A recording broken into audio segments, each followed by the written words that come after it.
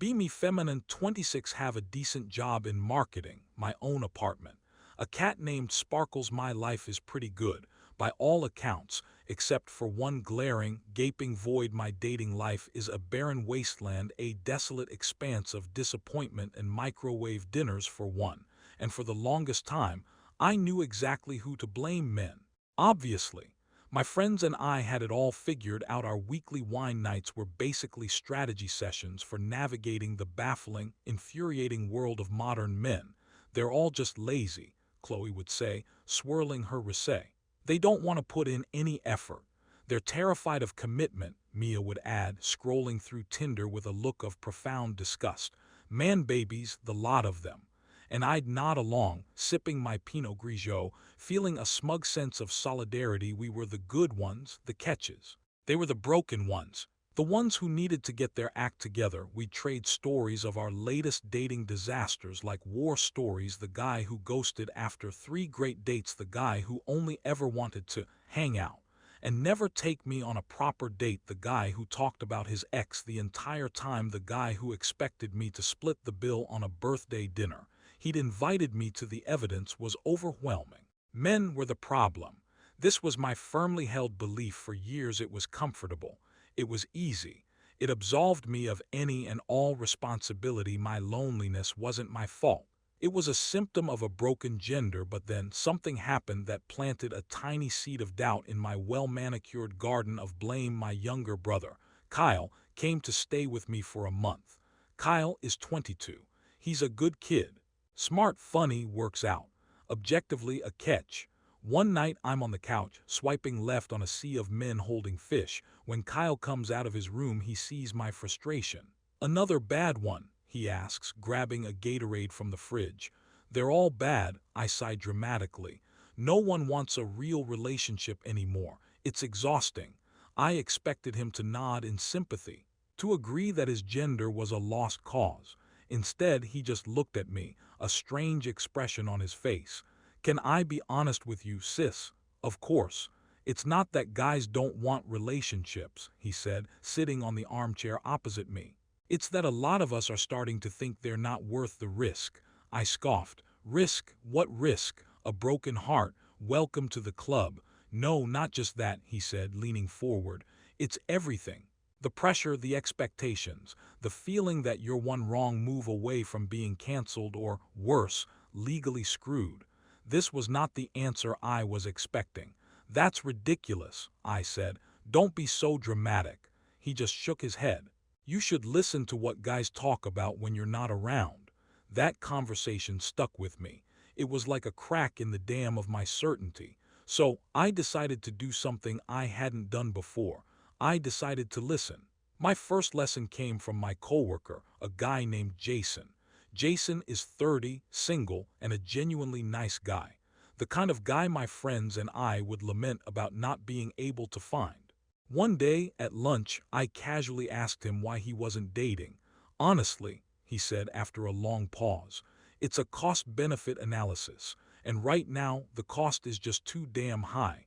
I must have looked confused because he elaborated. "Think about it," he said. "First, there's the financial cost. Dating is expensive. Drinks, dinners, activities, it all adds up. And the expectation is still, for the most part, on the guy to pay for the first few dates at least." "I always offer to split," I said defensively. "And that's cool," he said, "but a lot of women don't. And even if you do, there's this unspoken test. If I agree to split, am I seen as cheap? If I insist on paying, am I being a gentleman or am I being patronizing?"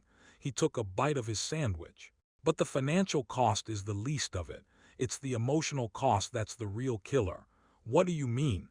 "Dating apps are soul-crushing," he said bluntly.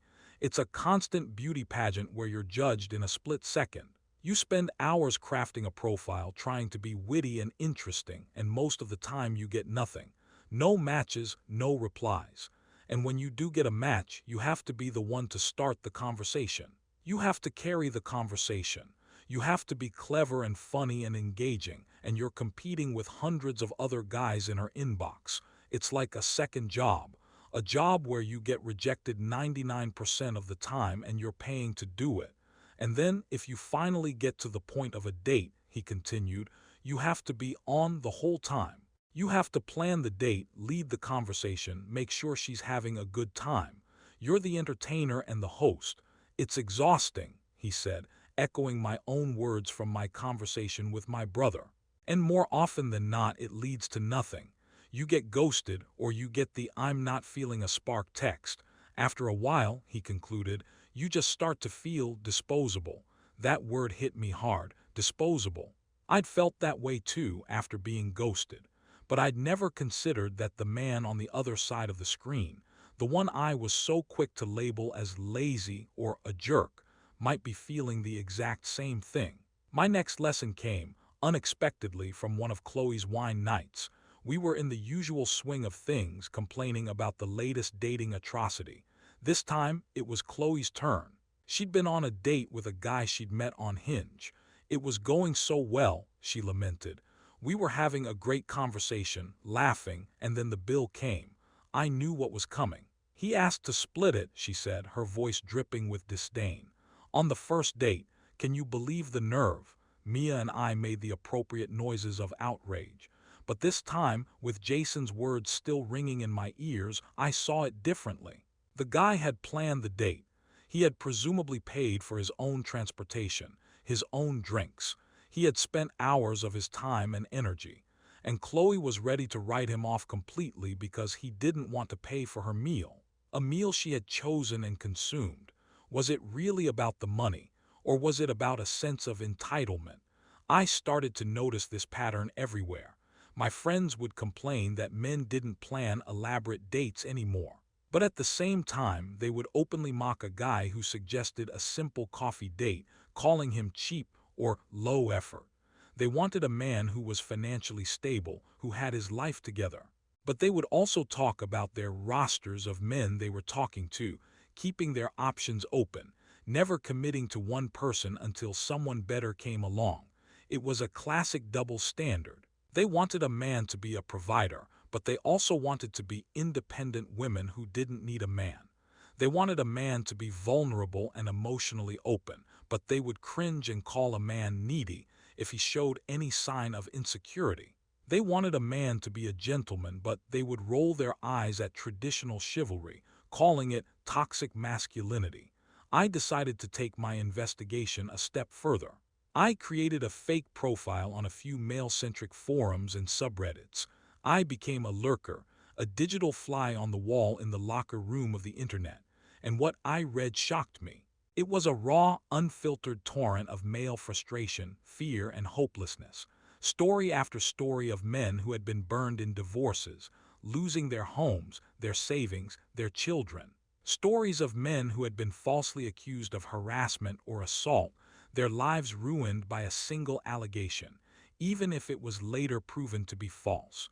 Stories of men who felt completely and utterly alone, with no one to turn to for emotional support because they'd been taught their whole lives that real men don't show weakness. They talked about the invisible labor of dating, the mental load of always being the initiator, the planner, the pursuer. They talked about the loneliness of being a man, the pressure to be a rock for everyone else while having no one to lean on themselves. They talked about the feeling of being valued only for what they could provide: money, status, security, and not for who they were as people. They talked about the constant fear of saying or doing the wrong thing, of being misinterpreted, of accidentally crossing a boundary they didn't even know existed. It was a minefield, they said. Dating wasn't fun anymore. It was a high-stakes, high-pressure game with constantly changing rules, and the penalty for losing was catastrophic. Many of them had just opted out. They weren't angry, bitter incels for the most part. They were just tired, defeated. They had decided that the peace and freedom of being single was better than the stress and anxiety of modern dating. They were focusing on their careers, their hobbies, their friendships with other men. They were finding fulfillment in themselves, rather than seeking it from a romantic partner. The final and most painful lesson came from a date of my own. His name was Mark. We met on Bumble. He was 28, a software engineer. He was different from the other guys I'd been talking to. He was articulate, thoughtful. He asked me questions about myself and actually listened to the answers. Our first date was coffee. It was lovely. We talked for 3 hours. Our second date was dinner. He paid despite my offer to split. Our third date was a walk in the park. I was starting to really like him. For the first time in a long time, I was hopeful. But the old habits, the old scripts I had learned from years of wine night conditioning were hard to break. I found myself testing him. I'd intentionally take a long time to reply to his texts to see if he'd double text. I'd be vague about my availability to see if he'd be persistent. I'd bring up past relationship problems to see how he'd react. I was playing games, the same games my friends and I would dissect and analyze for hours. On our fourth date, we were at his apartment. He was making me dinner. We were talking about our families, and he said something that, in my hypervigilant state, I misinterpreted as a criticism of my career choices. It wasn't. He was just trying to understand my job better. But I snapped. "What's that supposed to mean?" I said, my voice sharp. "You think what I do is frivolous?" He looked taken aback. "What? No, not at all.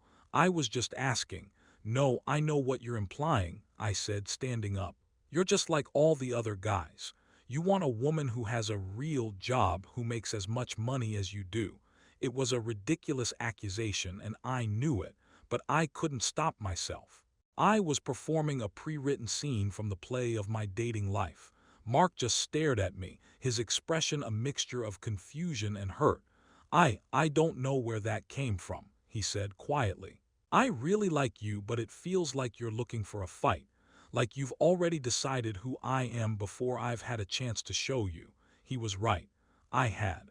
I had been so busy looking for red flags, for evidence to confirm my pre-existing belief that all men were the problem, that I had completely missed the green flags that were waving right in front of my face. I had taken a good man, a man who was showing up, who was putting in the effort, who was being kind and respectful, and I had pushed him away. I had become the problem. I went home that night and cried. Not just for the loss of a potential relationship, but for the profound, humbling realization of my own foolishness. I thought about my brother Kyle. I thought about Jason and his feeling of being disposable. I thought about the anonymous men on the internet, sharing their stories of pain and frustration. And I realized that for years, I had been looking at the world through a pair of glasses that were tinted with my own biases and assumptions. I had been so focused on the female perspective, on my own hurt and my own struggles, that I had never once stopped to consider that men might be struggling too, in their own ways, for their own reasons. I had demanded empathy, but I had offered none in return. I deleted my dating apps that night. I needed a break, not from dating necessarily, but from myself. From the version of myself that was so cynical, so quick to judge, so unwilling to see the humanity in the people I claimed to want to connect with. I started to focus on myself, not in a "I'm a strong, independent woman who don't need no man" way, but in a genuine, self-reflective way. I started reading books on communication and relationships. I started going to therapy. I started talking to the men in my life, my brother, my father, my male friends and coworkers, not as potential dates, but as people. And I learned so much. I learned that men crave respect and appreciation just as much as women crave love and affection. I learned that many men show their love not through words, but through acts of service, fixing things, providing, protecting. I learned that the pressure on men to be strong and stoic is incredibly damaging, and that they need a safe space to be vulnerable just as much as women do. I learned that for many men, sex is not just about physical release. It's about emotional connection and validation. It's been 6 months since my disastrous date with Mark. I haven't started dating again yet. I'm not sure when I will, but I'm different now. I don't go to Chloe's wine nights anymore. The endless cycle of complaining and man-bashing started to feel toxic. I still believe that there are bad men out there. There are lazy men, manipulative men, abusive men. But I no longer believe that men are the problem. The problem is the game itself. The game that pits us against each other, that teaches us to see the other side as the enemy. The game that is fueled by algorithms designed to keep us single and swiping, by media narratives that thrive on conflict, by our own unprocessed traumas and insecurities. And I've learned that the only way to win is to stop playing. I don't know what the future holds for my love life, but I do know this. The next time I decide to date, I won't be looking for a perfect man. I'll be looking for a partner, an equal, a human being, and I'll be showing up as one too, because I finally understand that the reason so many men aren't dating isn't because they're broken, it's because the system is. And many of them are simply choosing to walk away from a game that's rigged against them. Maybe, just maybe, they're the smart ones.